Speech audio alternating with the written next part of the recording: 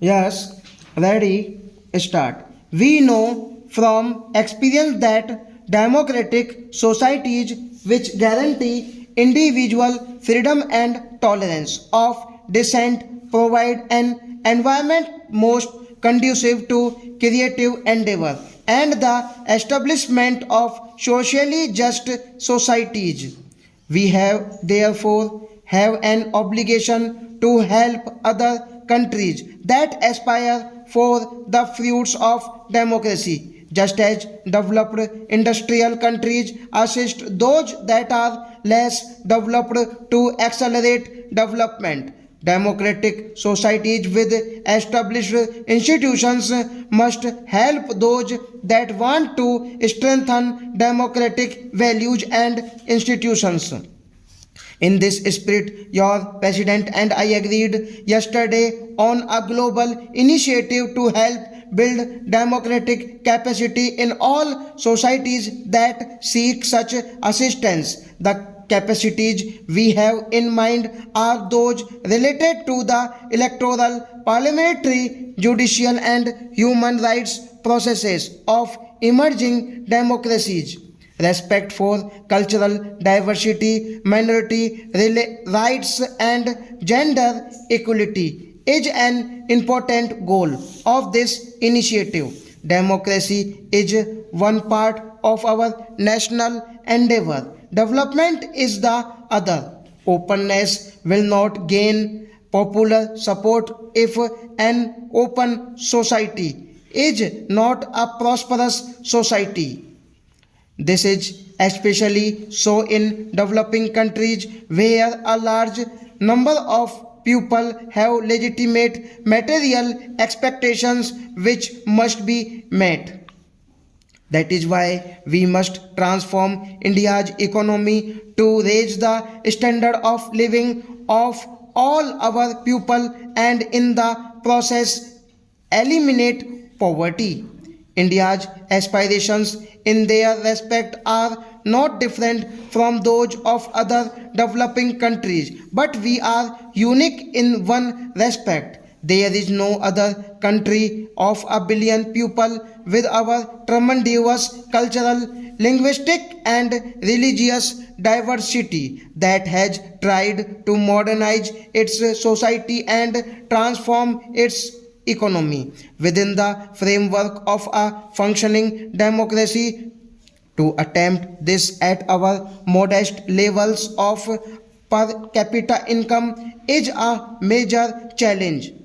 We are determined to succeed in this effort to achieve our developmental goals. Our policies and strategies must be in step with changed circumstances and especially the opportunities now available in the global economy.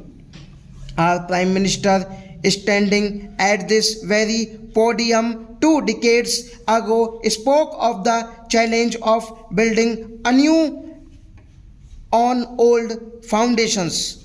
He started a process of reorienting India's economic policies, which has been continued by successive governments.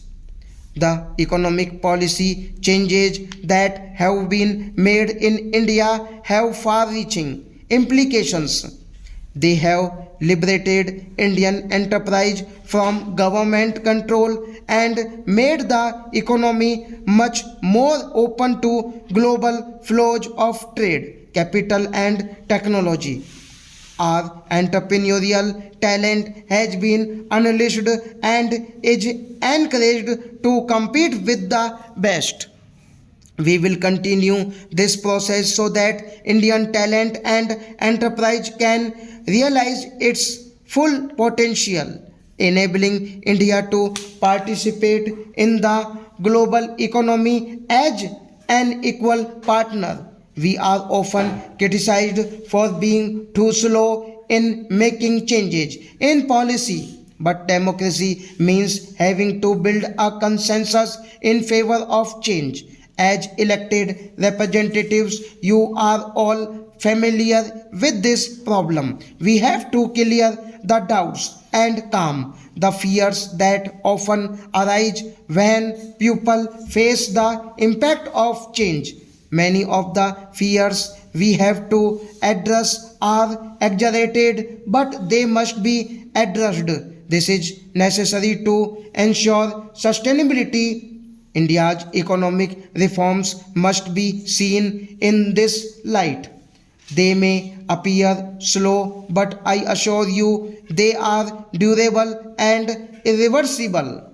I am happy to say that our efforts at transforming India into an economy more integrated with the world have become borne fruit.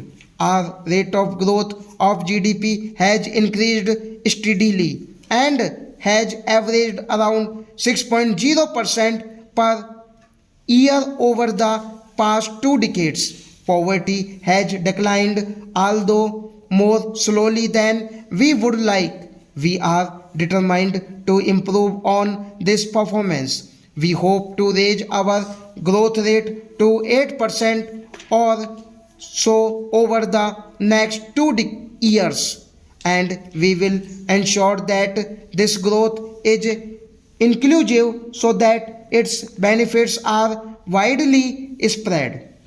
For this, we must act on several fronts. We must do much more in health and education, which are crucial for human development. We must continue to open up our economy. We must impart a new impetus to agricultural development. We must expand investment in economic infrastructure, which is a critical constraint on our growth prospect. India's growth and prosperity is in American interest. American investments in India, especially in new technology areas, will help American companies to reduce costs and become more competitive globally. Equally, India's earnings from these investments will lead to increased purchases from the United States. The information technology revolution in India is built primarily on US computer related technology and hardware. There are many other examples of such two-way benefits, with both sides gaining from the process. US firms are already leading the foreign investment drive in India. I believe 400 of the Fortune 500 are already in India. They produce for the Indian market and will hopefully also source supplies from India for their global supply chains. We welcome this involvement and look forward to further expansion in the years ahead. India needs massive foreign direct investment, especially in infrastructure. I hope American companies will participate in the opportunities are creating. The 21st century will be driven by knowledge based production in the world stock.